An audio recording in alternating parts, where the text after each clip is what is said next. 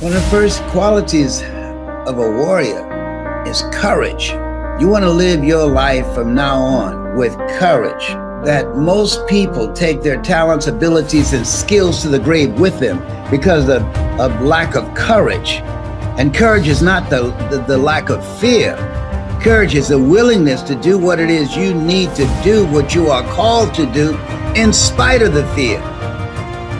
You don't want to live a fear-driven life because you're depriving yourself, your family, and the world that you came here to do something.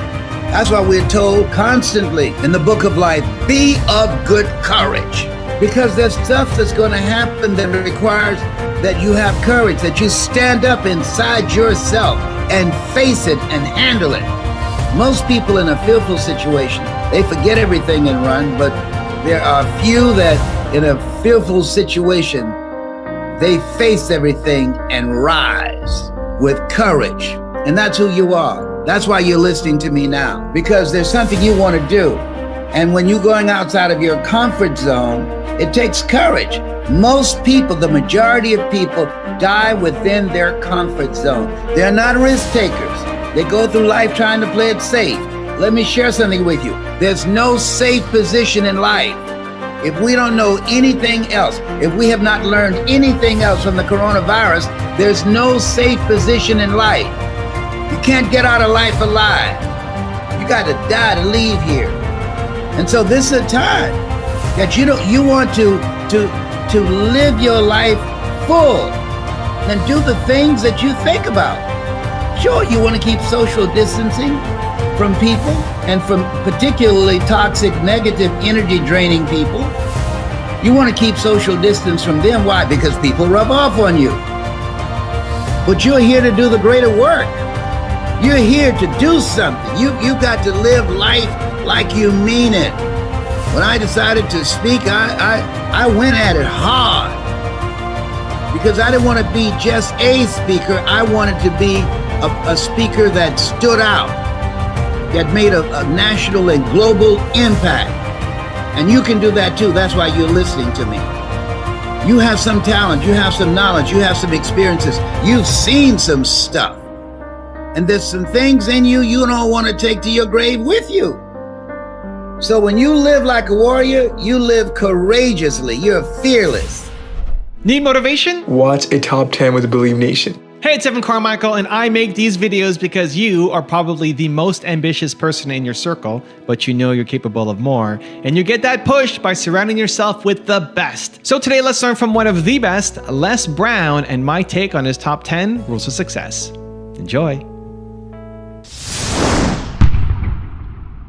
Rule number 2, live full, die empty. I don't know where you align with what you want to do in terms of your life and your goals and your dreams. But I say what Dr. Miles Monroe said, live full, die empty, keep social distancing, do the things you need to do to stay alive. Listen to the scientists and not people who become internet scientists or Google scientists. Listen to the real scientists and make decisions that will keep you and your family safe. That's what's most important right now. And not just be consumed by the distractions that are going on. Life will always be full of distractions. Dimple said, if it ain't one thing, it's another. I said, if it ain't one thing, it's 12 others. And so during the adversities of where we are and what we are facing, you want to have some things that you're doing that will give you the tools, the mindset, the mental resolve to handle whatever life throws at you. Why, Les? Because whatever life throws at you, you have in you. Greater is he that's in you than he that's in the world. You have in you to handle it. You have built-in greatness. You have built-in power, authority, and dominion to handle whatever life throws at you. And life is going to be throwing a lot of stuff. Nobody's going to be spared.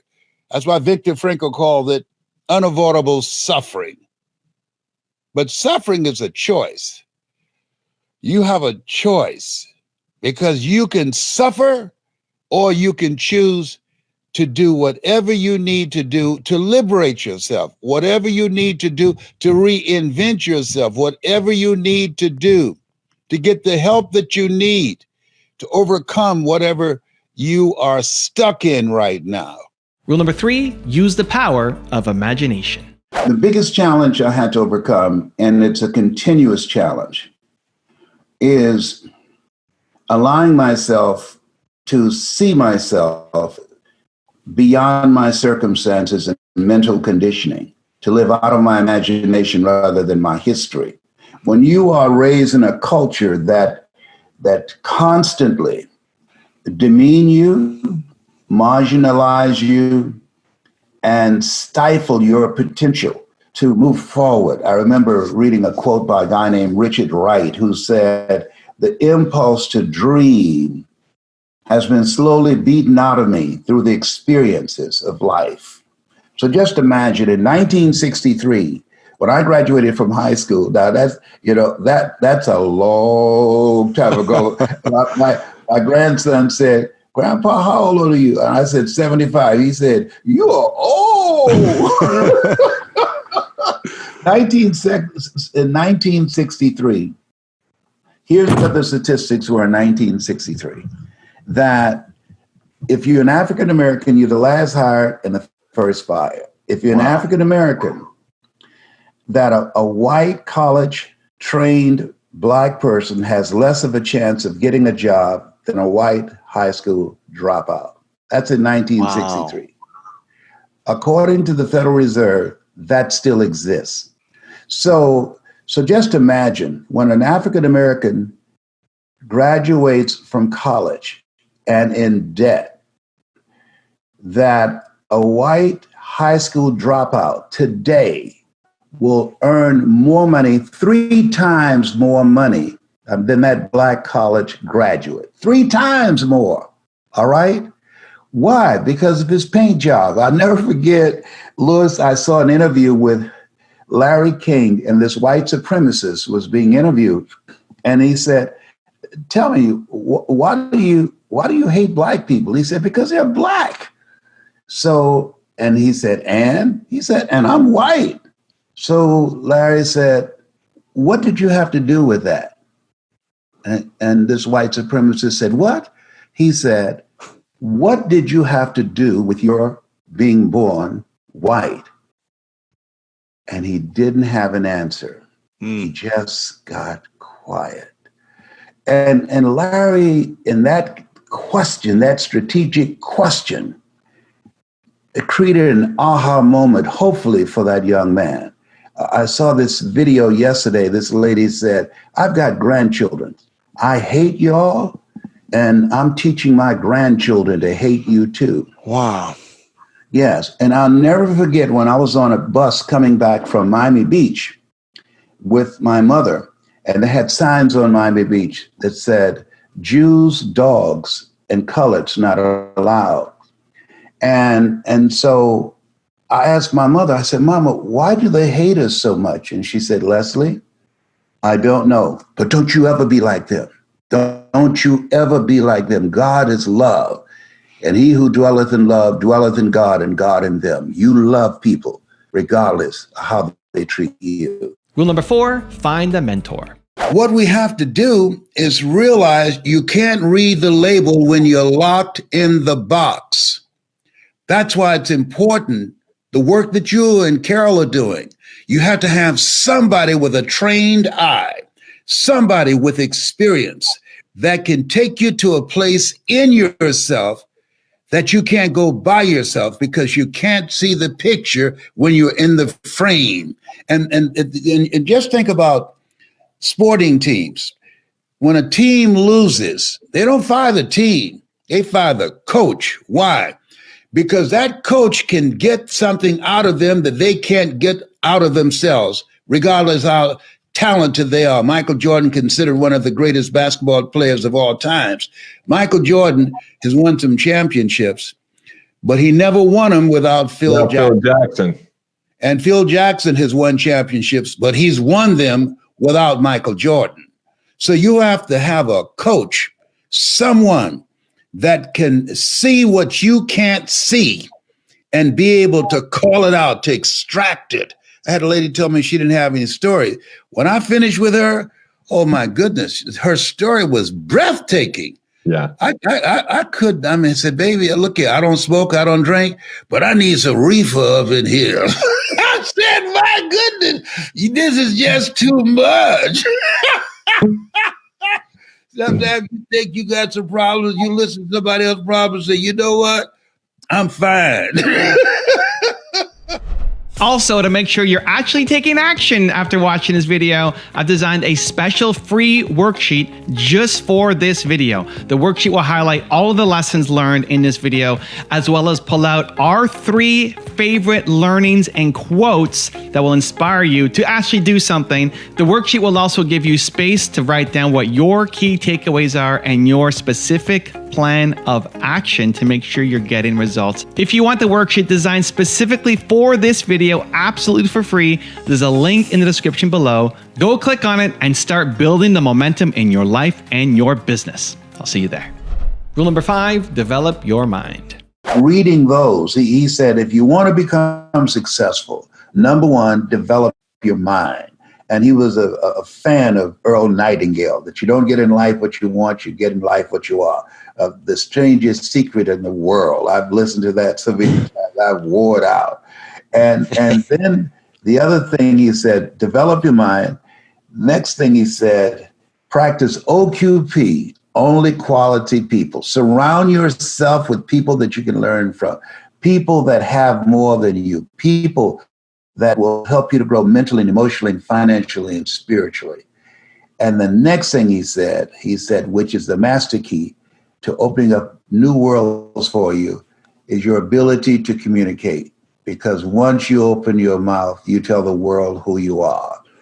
And I believed him, and I followed that. I never forget when I was in Poland, and I was in this stadium, and I saw my name up, and people started chanting when they saw me coming through the tunnel. And I said, Mr. Washington, this one is for you, sir. You know, he's gone. He's been gone. I eulogized him. I said, I'm going to make you proud today, because it was my first time speaking in Poland, you know. And so, but I so admired him. I've never known my father or birth mother, but that the ability to connect with people that are strangers to you and can create a shift in their lives and how they see themselves, to have that sacred opportunity to share your story and distract, dispute, and inspire them to realize, as the play Lion King, Simba, you are more than that which you have become. That's what you do every day, up in here, up in here. Rule number 6, take time for yourself. One thing that I'm encouraging you to do, that I'm doing, is I'm taking time to work on me and to get to know more about me. Because if you don't know who you really are, as opposed to the kind of person you were before the world got its hands on you, if you don't know that, and you've bought into the culture that is designed to destroy your sense of self, when you don't have a sense of self, when you don't have a strong identity, that takes away your purpose and the meaning of your life. And that puts you on a path of self-destructive behavior. That's why you see so many young people and you look at it and say, you know what? Aliens do exist. And they don't know how to pull their pants up. So as you look at yourself, take the time and ask yourself, as you are living this life that you're living, is this me? Is this working for me? You ever been in a relationship that the relationship was working for the other person, but it wasn't working for you? You were in a relationship with somebody that's always there when they need you, but when you need them, they can't be found. It's a time for self-awareness. It's a time to elevate your relationships and your knowledge and your skills and the value that you bring. New beginnings. We always have a choice. every day represents something that we can claim and say, I'm going to make the rest of my life the best of my life. Hey, it is true that we have at any moment in our lives, we can change directions. I was upset about something, and my business partner, he said to me, don't get angry, just be decisive. Don't get angry. Somebody betrayed my trust. Somebody that I loved and believed in and had their back, and I thought they had mine, and it did not happen that way. Has that ever happened to you? And so I had to rethink the relationships that I have. And I had to ask the question, who can I count on and who should I count out? Because at the end of the day, this thing called life is like an elevator. The higher you go up, you have to stop and let some people off. Who is it in your life, as you just think about it right now, that you need to open the door for and stand there until you get off? So that they don't cramp your style, so that they don't toxify and pollute your mind with their toxic behavior. Yeah, we have to promise ourselves to hold ourselves to a higher standard. We pray as if everything depends upon God, but work as if everything depends upon us. Those are the words of Mary McLeod Bethune. You have something special, a time for new beginnings, to do inventory of yourself, to get access to the unlimited potential that's waiting for you to tap into it. As Dr. Miles Monroe would say, to rob the cemetery of your dreams, of your gifts, of your leadership, of your books, of your music. Yeah, you're here for a reason. There's something that would not be here. You're a missing piece of the puzzle. God needed your presence here at this point in time for our children and our children's children and for generations yet unborn. The time for new beginnings. What a blessing. We're here all because of God's grace and mercy. I say to you, honor yourself by looking at your life, taking personal inventory, and be honest with yourself. Ye shall know the truth, and the truth shall set you free. Rule number 7, learn something new. People always asking me, what did you do differently than others, the thousands of other speakers out here that allowed you to become a national and an international voice of motivation and greatness? And part of the process is I decided I wanted something new for myself.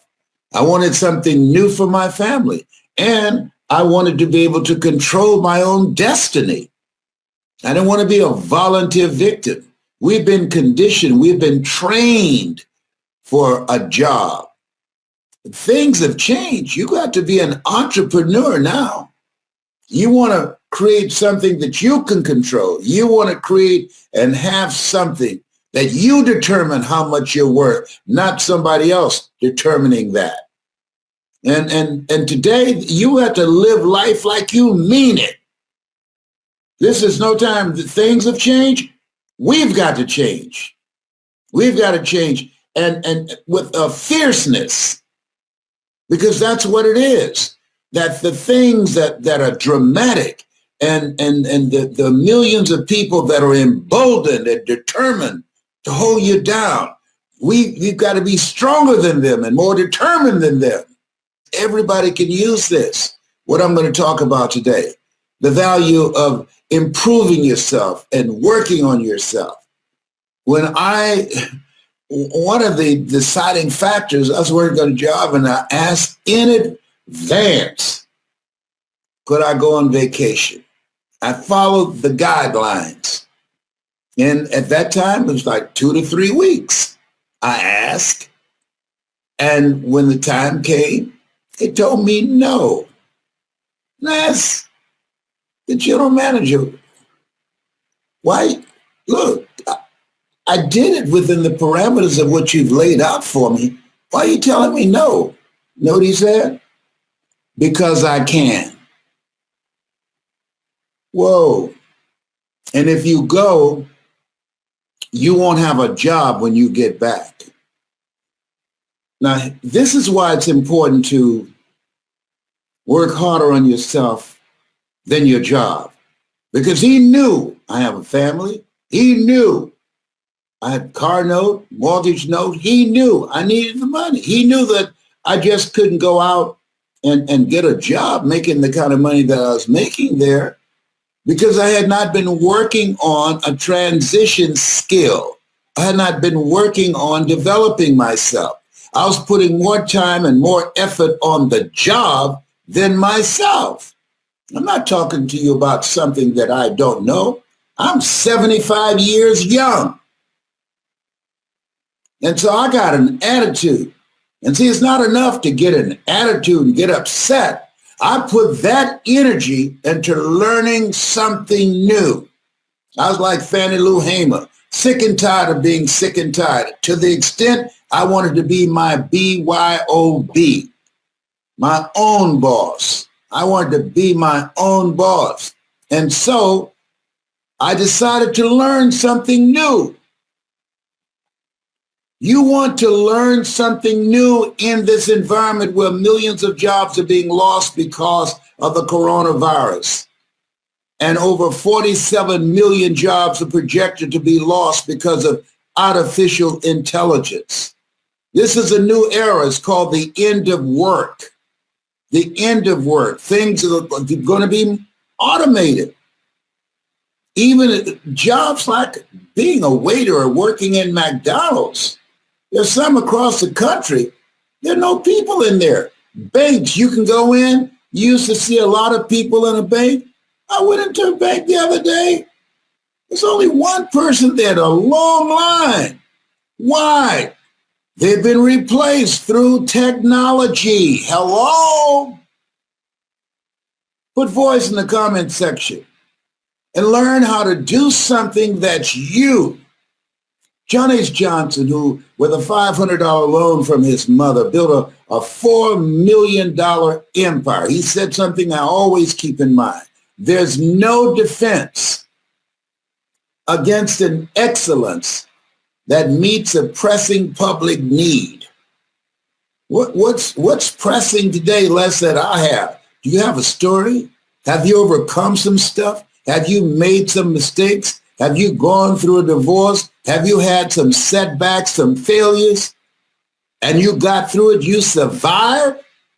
It's a pressing public need. How you got through that becomes a survival guide for people that's struggling with that right now.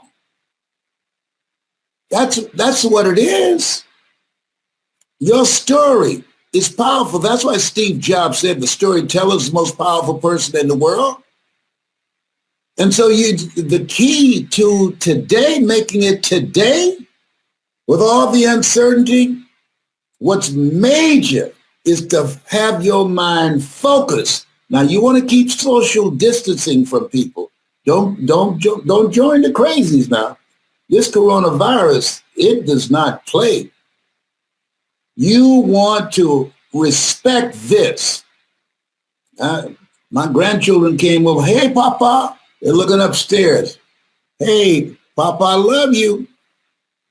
Here's a virtual hug. I love you very much. Here's a kiss on the head. No! This thing ain't playing, and we shouldn't play.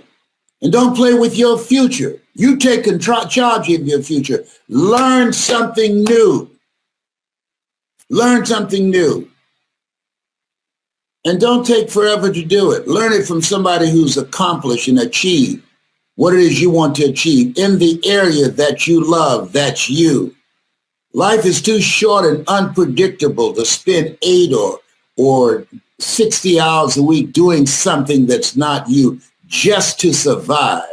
Get an attitude to say, I'm not going out like this. And that's what I did. Rule number 8, commit to greatness. Commitment is major. See, when you decide that you're going to do something, when you commit yourself to live a life that's different than the life that you lived in 2020, you hold yourself to a higher standard. you're seeking something. You're pushing the envelope. You are challenging yourself. You are willing to walk by faith and not by sight. And you know, as a warrior, that there's a dramatic difference between being a warrior and being a worrier. Anybody can worry, and a lot of people are worried right now. Oh, the new virus coming, and it's even more lethal and spreads easier. Okay, got that. All right. And you got to eat. You got to pay the rent. Got to pay the mortgage. Got to pay the car note. I learned a long time ago the best way to get back on your feet is to miss 3 car payments. Come on.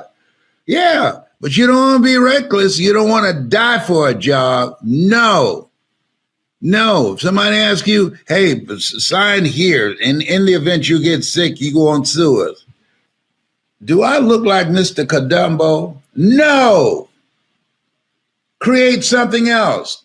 Life is saying no. Don't put your life on the line saying, oh, I got to eat. I could either starve to death or I sign this and risk dying and leaving my family so they can starve without me. No. You can create something else. You have other options. Don't be limited in your thinking.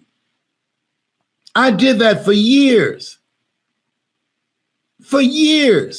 Because I knew radio. I did it extremely well. And when I was fired, I was dumbfounded. What am I going to do now? Guess what? Learn something new. That's what. If you're willing to learn. See, most people aren't willing to learn. That's why I say, well, if I don't sign this agreement, my family will die. They'll just starve to death. Are you kidding me? Come on now. No. Don't sign anything that says that if you get sick, they're not liable, because they know that there's a high risk that you might get sick and they want you to be on your own. If you don't learn anything else, remember the name Herman Cain, who was sitting on the front row at a rally. Proud, no mask. We got back to Atlanta. We had to go to the hospital. He said, no big deal. And now he's out of here 5 days later. They don't even mention his name. You talk about proud and involved on radio every day, promoting the right. They don't mention his name as if he did not exist. Come on. This life is challenging us. In life, when you don't have enough courage or insight, intelligence, expanded vision, that you have outgrown a situation and it's time to move on, life moves on you. Rule number 9, believe. My daughter asked me, what was the most difficult part of earning your first million? And I said, to believe that I could do it with no college education, to believe, no business experience, to believe that I can compete with people in the same market with PhDs and MBAs and more intelligence and a little pinky finger than I have in my whole body, that I could compete and become a dominant force and be able to get my piece of the pie, to believe that I can do it. They did this study, and the study indicated what was the common denominator of top business people and leaders, and they discovered 85% got to where they were because of mindset, attitude, 15% because of strategy. So your mindset, mental resiliency, how did you get back? How did you come back from abusing yourself in so many ways, and you're still here? And now you are taking your pain and created purpose. You are helping people who are stuck in that place where you once were and sharing with them, if you want to get out of there, there's nothing as powerful as a made up mind. Stay away from the people, the places, and things. You want to get out of there? Listen to what I'm saying to you. Make the decision. We make decisions, and our decisions make us. And rule number 10, the last one before some very special bonus clips, is go from believing to knowing. The biggest challenge that you face is going from believing to knowing. That's the place that you go to. I went into the Georgia Dome. I did not believe I could command an audience of 80,000 people. When Mike Williams, my mentor, who wrote the book called The Road to Your Best Stuff, he was there with me. He said, Brownie, and I said, yes. And he saw my hands trembling. He said, look at me, Brownie. I said, yes. He said, you can do this. And when he said that, I knew it. And I said, thank you, Mike. And they gave me the microphone. That's the last thing I remember. I don't remember giving this speech, but here's what I knew. I can do this. He said, speak from your heart. And I was working with a young man the other day, an incredible voice. And he had memorized his script. And I said, I want you to give me this again. And I want you to know you can do this. You don't need this script. We're talking about your life. And I want you to speak from this place of knowing. And his whole countenance changed. And he gave it from his heart. It was not the training he had got. It was very mechanical. You know, the Dale Carnegie course, which is a great course, said, tell them what you're going to tell them, and then tell them what you told them. Yeah. What I learned in Toastmasters also, yeah. Yeah, and I said, no. Mike Williams taught me, my mentor, Brownie, never let what you want to say get in the way of what your audience wants to hear. Conduct communications intelligence. Find out who they are. And then speak to that. Find their sweet spot and focus on that. And so I asked him some key questions about his life, find out about his character and how he came to be the person that he is now. And Martin Seligman in the book called Learned Optimism, he said between the ages of 0 and 5, we develop permanent personality characteristics. And there's a voice in our heart that says yes or it says no. And there are behaviors that follow us for the rest of our lives. And what came up for him, his father was a very kind guy and a very strong man, military man. He loved him, but he didn't. The father didn't know how to show the love. I said he did the best that he knew how. And so I said, I want you to find the good. Let's focus on the good of what that experience was like. This man who's very regimented, very structured. Tell me some good things that you remember. And first he was very tense. And then he started thinking about it. His body relaxed. He said, you know, my father, he could fix some real good hot water cornbread. I said, is that right? I said, my mother could make a good sweet potato pie so good you can't eat it with your shoes on. You have to kick shoes off so you can wiggle your toes. That's what my father's cornbread was like. And I got a whole different personality out of him, that other part of his personality, without a script. And I said, I want you to speak from that place of love. Let's work from that place. And we threw the script in the trash can. And now, man, when he speaks, I'm like a little kid because I'm a groupie, man, for great speakers. And I was crying like a little baby. I said, you did it. That's what I'm talking about. Yes, I hear your footsteps, but I'm not afraid of you. I'm not scared, okay? Just think about if you were an immigrant and you're watching television and you see people who can come from white cultures with no problems whatsoever, like the president's in-laws, but brown people coming from other countries, they're separated from their children and put in cages and there's a silence.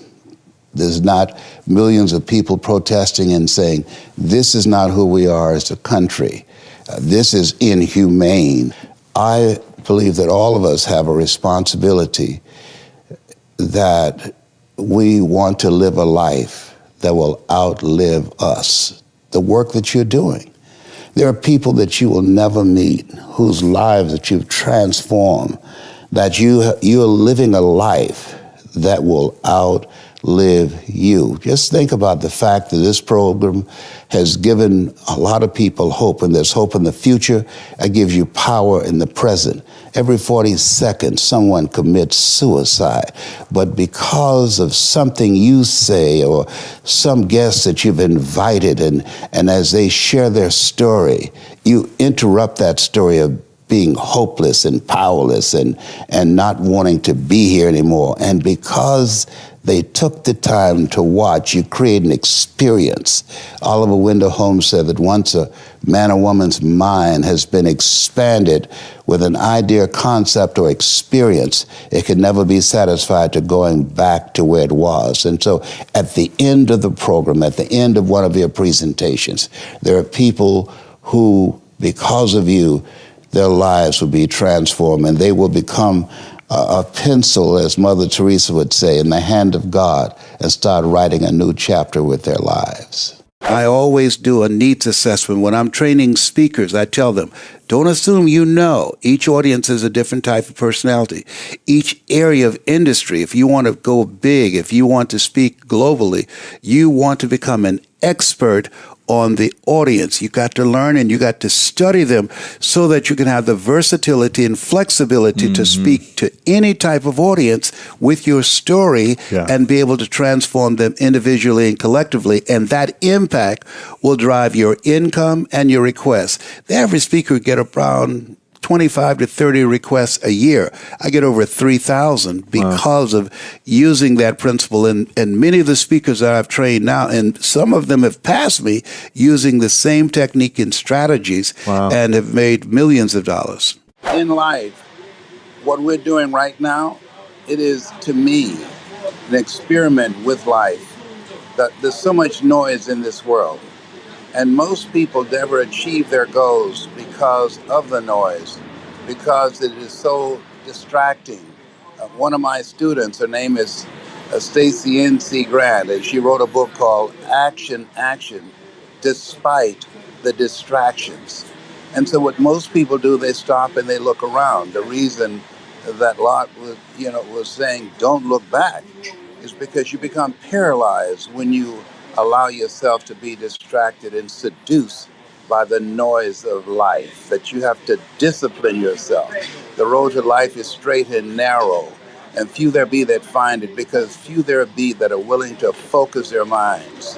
Where focus goes, energy flows. Few there be that are willing to discipline themselves. And as a result, most people allow their dreams, their potential, their goals to be derailed because they take their eyes off of what it is that they're after. How do you build that resilience? So maybe by the time you get to cancer, you've already done so much work. So I get maybe how that one you're protected by the mechanisms you've built. But in the beginning, how did you crawl out from under the labels that people were putting on you? The easiest thing I've done was to get out from under the labels and to live the life that I live. The most difficult thing I've ever done was to believe that I can do it. What's the difference? The difference is that when you don't know what's impacting you, and it's something that's holding you down and you're not aware of it. The great anthropologist Margaret Mead was in a restaurant in London, and a guy was serving her and said, "There's several Americans here tonight." And she said, "Is that right?" "Yeah." So let me know when you serve them dessert. I'll tell you exactly how many are here. He said, "Oh, you couldn't possibly." And so he came back and said, "Okay, I've done it." And she got up and she walked around and she came back and she said, "There are around 25 here." And he looked at the roster. "How did you know that?" Say, "In America, we eat differently from you when we eat a dessert. You eat it from the crust toward the tip. We eat it from the tip toward the crust. When you eat a slice of pie, how do you eat yours? Definitely, yeah, from the tip back to the crust for sure. Yeah, okay, and so there are things that when you, in my situation, when you live in a dominant culture that is designed to destroy your sense of self and your belief in yourself, and you have to learn ways in which you can begin to connect with this power that you have within yourself to handle where you are.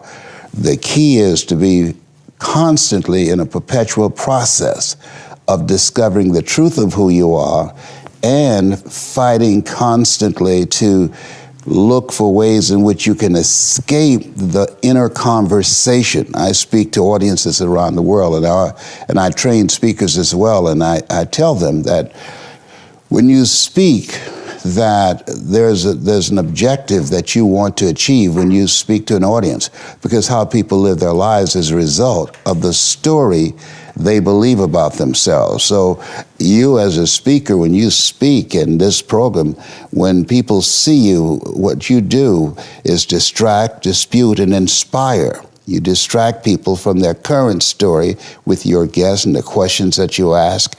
Through the process of the ongoing questioning and the way in which they respond and the things they have learned, you dismantle their current belief system and inspire them to create a new chapter with their lives. And so, but that's an ongoing process of constantly interrupting that conversation, what psychologists call your self-explanatory style, because life is going to beat up on you in so many ways, and many things, they come back, negative thoughts and how you feel about yourself, they don't die. They come back once you stop doing the maintenance work on your mind. Responsibility to me it's about understanding and knowing that you have the power to control your destiny, that it's about living your life from a place of creation, that most people go through life doing what I call living their lives as volunteer victims. When you take responsibility for your life, it's about knowing that you have to develop yourself, that you don't get in life what you want, you get in life what you are. You have to develop your mind, you have to develop your skills, you have to have a talent, ability that you are cultivating so that you can create value for the world with what it is you have, with your gift. The key to being a loser. Yeah. Very important. Is not loving and appreciating yourself. Okay. And allowing what other people think of you become more important to you than what you think of yourself. Wow. It's a new advice. Great key. Yeah. That we were born to do something. You're here to do a work. The two most important moments in our lives, it's been said, the day that we're born and the day that we realize why we were born.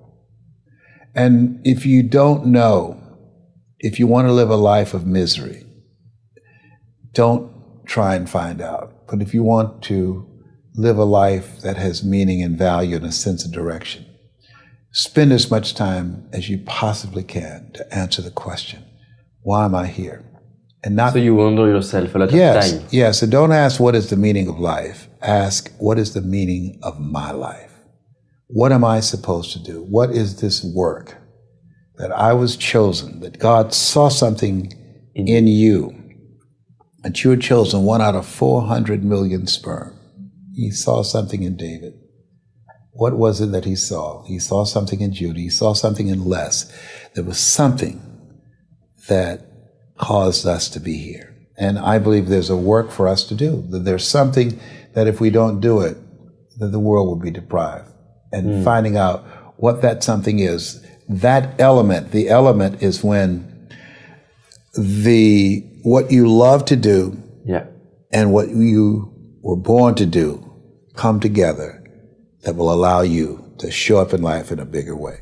One, we have to believe in ourselves, and that's an ongoing process, engaging in things that will help us to believe in ourselves, because we are cultivated in a world where we're told more about our limitations rather than our potential.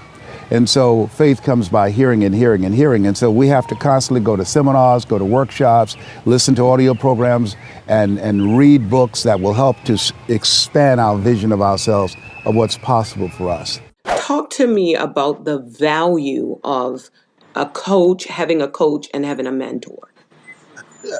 I'm glad you asked that question because my children, they don't understand. Daddy, why do you pay Mike Williams money every month as a coach? You're Les Brown. You've selected among the top 5 speakers in the world. You're recognized as number one. You earn $70,000 an hour when you speak in the United States. You earn 225,000 pounds when you speak outside of the United States. Why do you pay him every month? And I said, Serena Williams is the most dominant tennis player on the planet, and she never goes out on the court without her coach because you can't read the label when you're locked in the box. You don't even want someone coaching you unless they have a coach.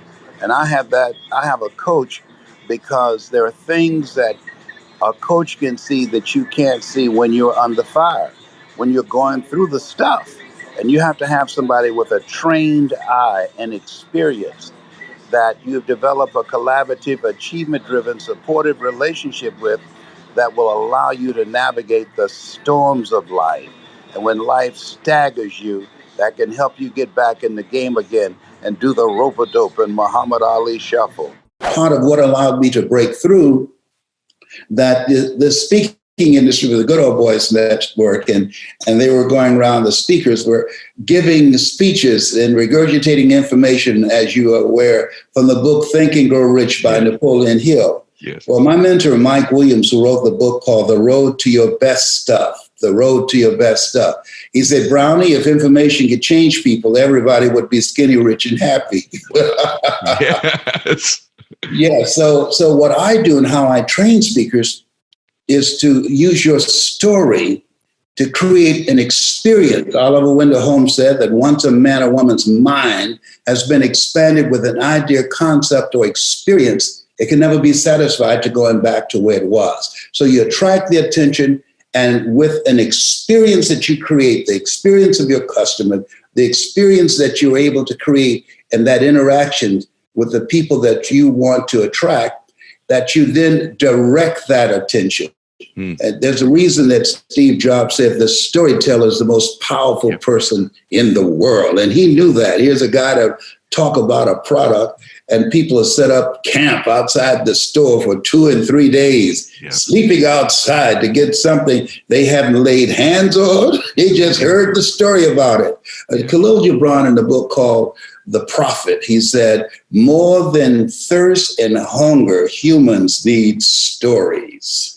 The biggest leadership gap in our generation is the unwillingness by the majority of people to see the value of perpetually learning. That we have to be willing to commit ourselves to what Alvin Toffler talked about, to unlearn, learn, and relearn. Because today, innovation creates new ignorance. And new ignorance can only be eliminated by education. Knowledge is the new currency. And so as we look at ourselves, look at our goals and dreams, we must continuously upgrade our knowledge so that we can stay ahead of artificial intelligence.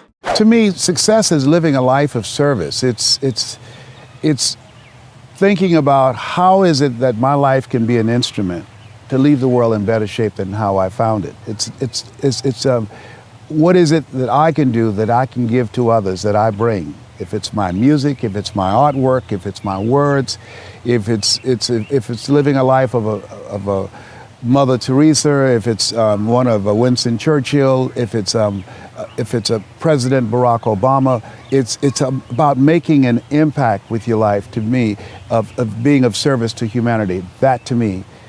Doing something that's a passion of yours, that you feel in your heart. Where the heart is, there your treasure is also. That to me is living a life of success. The imagination is a preview of what's to come. And so as a kid, I dreamed a lot about taking care of my mother. I used to go with her to work to clean homes, and she kept her children, and she cooked for these wealthy families. My mother could bake a sweet potato pie so good you couldn't eat it with your shoes on. You had to take your shoes off so you could wiggle your toes. And I used to look at these big, beautiful mansions and said, Mama, what is it, Leslie? When I become a man, I'm gonna buy you a big, beautiful home just like this. Oh, you don't have to do this. I said, I know, but you didn't have to adopt us either. And you did. And so I'm here with you because of two women. One gave me life, the other one gave me love. God took me out of my biological mother's womb and placed me in the heart of my adopted mother.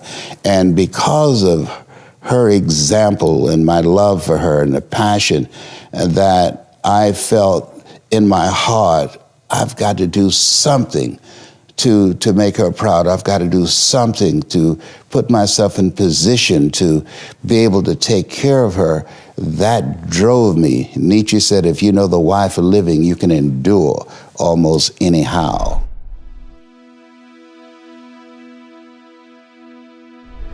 Because you made it this far in a video, I want to celebrate you. Most people start and don't finish. Most people never actually follow through. Most people say they want something, but they don't ever do the work to actually get it. But you are different. You are special. Believe Nation, you made it here all the way to the end, and I love you. So as a special celebration, if you put a hashtag believe down in the comments below on this video, I will showcase you and celebrate you somewhere on the screen in a future video because you are awesome. For 10 more amazing rules from Eric Thomas, check the video right there next to me. I think you'll love it. Continue to believe, and I'll see you there. I think what happened when I was homeless, it was a beautiful awakening. It's like when you're living in your parents' home, they are the enemy. You know, everything you don't do right is because of them.